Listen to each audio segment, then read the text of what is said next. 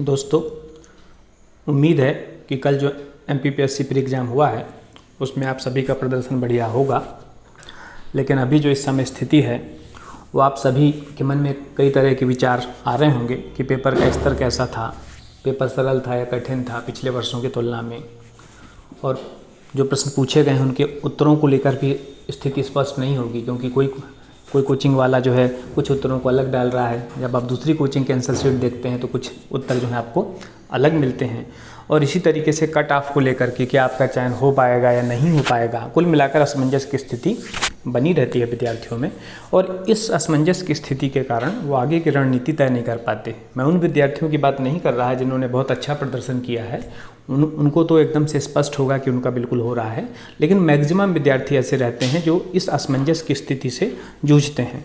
तो इन्हीं सब चीज़ों को उत्तर पाने के लिए मैं संक्षिप्त में सभी बिंदुओं पर चर्चा करूँगा। सबसे पहले हम पेपर के स्तर को देखें। ये जो कल पेपर हुआ है, यदि हम पिछले 10 सालों के पेपर का विश्लेषण करें तो निश्चित तौर पे पेपर का स्तर जो थोड़ा उच्च स्तर का था। अब थोड़ा सा आयोग एमपीपीएससी ने भी यूपीएससी पैटर्न फॉलो करने की कोशिश जो है वो दिखाई दे रही है, और जो वन लाइनर ज़्यादा पूछे जाते थे अब जो है विश्लेषणात्मक क्वेश्चन जो है वो भी आए हैं।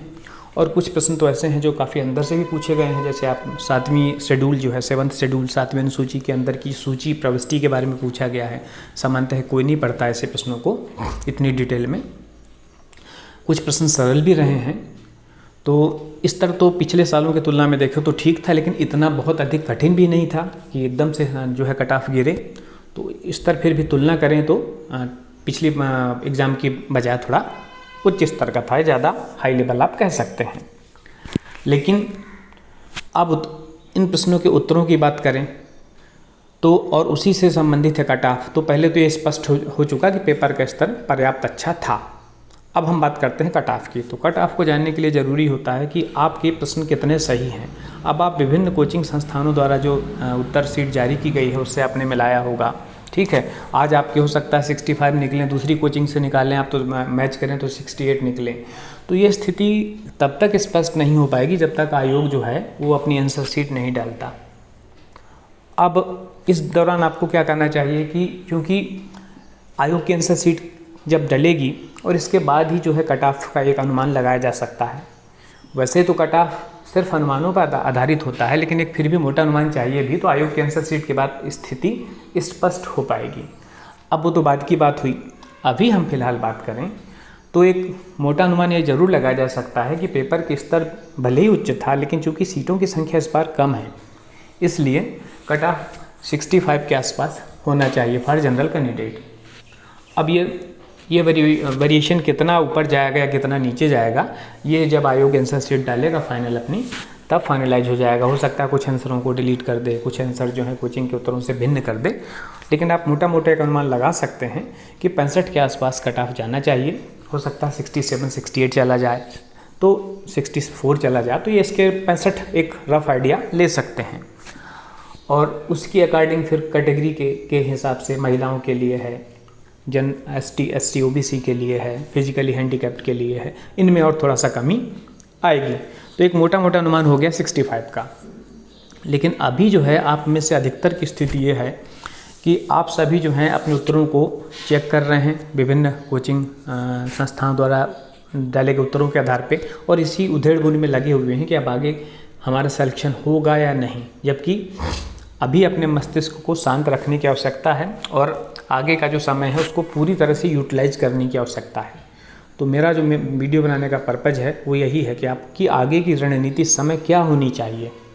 तो मैं बता दूं अभी कि अभी विद्यार्थियों के 3 वर्ग मिलेंगे आपको। 3 भागों में हम 3 कैटेगरी बना सकते हैं। पहले वो विद्यार्थी जो मोर देन 70 प्लस हैं, जिन्हें कोई डाउट ही नहीं होना चाहिए कि उनका सिलेक्शन नहीं होगा, मतलब उनका सिलेक्शन 100% हो रहा है। दूसरा जो 50-55 के नीचे हैं, जिन्हें डाउट नहीं है कि उन्हें भी कोई डाउट नहीं है कि उनका सिलेक्शन नहीं हो रहा है। और मैक्सिमम विद्यार्थी जो हैं वो बीच की स्थिति में हैं, जो 55 से 67-65 के बीच में है, इस रेंज में है, 10-12 नंबरों की रेंज में। इसमें ही मैक्सिमम विद्यार्थी हैं जो थोड़ा बहुत पढ़ते हैं। तो ऐसी स्थिति में क्या होता है कि उन्हें ये हमेशा भ्रम की स्थिति बनी रहती है, डाउट की स्थिति बनी रहती है कि हम क्या करें, प्रीलिम्स की तैयारी अब फिर से शुरू कर दें क्या, या फिर मेंस की तैयारी शुरू करें, या फिर दोनों की एक साथ चलने दें। तो मैं सभी को, तीनों वर्ग के विद्यार्थियों को एक ही फार्मूला बताऊंगा। जैसे आपने होम्योपैथिक गोलियों में देखा होगा कि वो जो शक्कर की गोली देते हैं डॉक्टर, सभी को एक सी गोली देते हैं, लेकिन उनका कंटेंट अलग अलग होता है। इसी तरीके से मैं सभी वर्ग के विद्यार्थियों को ये कहूँगा कि वो मुख्य परीक्षा की ही तैयारी करें। अब वो क्यों तैयारी करें मुख्य परीक्षा की, इस पे हम विश्लेषण करते हैं। आपको पता है कि अभी जो प्रीलिम्स हुआ है उसकी मुख्य परीक्षा आयोग ने ऑलरेडी अनाउंस कर चुका है। 23 से लेकर 28 नवंबर तक मुख्य परीक्षा घोषित किया है आयोग ने। मतलब उनके पास मोटा एक अनुमान देखें तो 3.5 महीने का समय है। मतलब जो प्री क्वालिफाई करेंगे उनके पास 3.5 महीने का समय है मुख्य परीक्षा के लिए। दूसरी तरफ हम बात करें 2021 की प्रारंभिक परीक्षा के लिए, तो वो भी नवंबर में होना है। इसका मतलब ये हुआ कि नवंबर के शुरुआती दिनों में 21 की प्रारंभिक परीक्षा होने की उम्मीद है, और मुख्य परीक्षा की डेट तो पहले से ही घोषित है 23 से लेकर 28 नवंबर। तो जो प्रारंभिक परीक्षा है जो अगली आपको देना है वो उसके लिए समय है आपके पास 3 महीने का, अगस्त सितंबर अक्टूबर, ये 3 महीने का। और मुख्य परीक्षा की बात करें तो उसके लिए कितना समय है आपके पास, 3.5 महीने का, अगस्त सितंबर अक्टूबर और नवंबर के 15 दिन। अब सभी को, अब जिनका पेपर अच्छा गया है, जो बीच की स्थिति में है, असमंजस की स्थिति में, और जिनका बिल्कुल बुरा गया है, सभी लोग मुख्य की ही तैयारी करें। क्योंकि आपको पता है कि पीएससी जो है फाइनल सिलेक्शन होता है प्रीलिम्स, मेंस और इंटरव्यू के पर किए गए प्रदर्शन के आधार पे। आपका प्रीलिम्स यदि हो भी जाएगा तो कोई फ़ायदा नहीं होता। हमें मेंस की भी जानकारी होना चाहिए, मेंस की तैयारी पहले से थोड़ा बहुत होना चाहिए। तो अभी आपको ये असमंजस की स्थिति छोड़कर मुख्य परीक्षा पे फोकस करें सभी लोग। उसका सिलेबस देखें, पुराने प्रश्न पत्र देखें और अपनी तैयारी शुरू कर दें। उससे किसको क्या फ़ायदा होगा ये मैं बताऊं। जैसे जिन लोगों का सिलेक्शन हो रहा है उनका समय बचेगा, अभी 15 दिन जो है असमंजस की स्थिति में नहीं रहेंगे, और अभी जिसने शुरुआती दौर पे बढ़त ले लिया वो निश्चित तौर पे आगे फ़ायदे में रहेगा।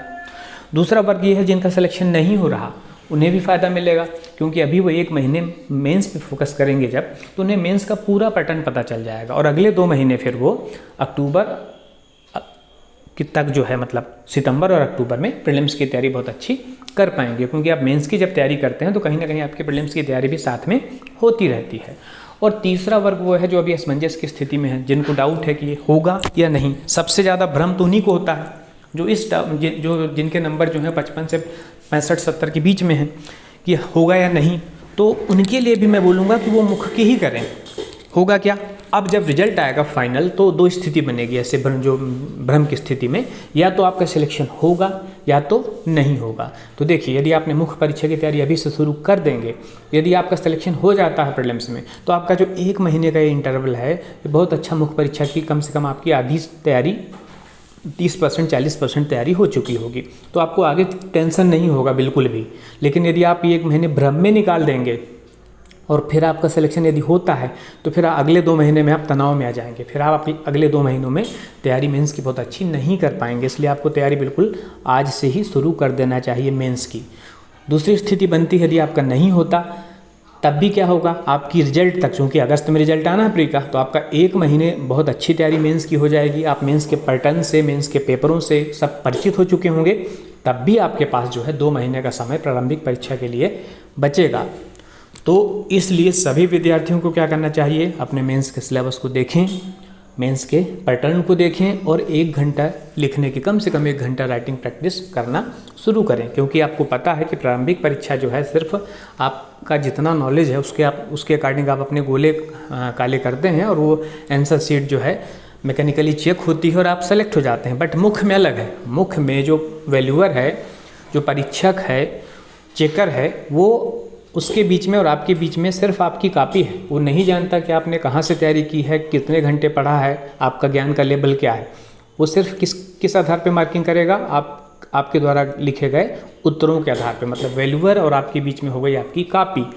अब यदि आपने राइटिंग प्रैक्टिस बहुत अच्छी की है तो निश्चित तौर पे आपका जो शब्द विन्यास है, आपके उत्तरों में जो फैक्ट हैं, विश्लेषण है, बहुत अच्छा रहेगा, जिससे आपको मुख्य परीक्षा में अधिकतम अंक मिल सकते हैं। जब हम इंटरव्यू की बात करते हैं तो वहाँ आप जो इंटरव्यूअर है वहाँ तो आप फिजिकली स्वयं उपस्थित होते हैं, तो वहाँ तो आप रहते हैं इंटरव्यूअर के सामने, और लेकिन यहाँ सिर्फ कॉपी ही आपका मूल्यांकन करती है।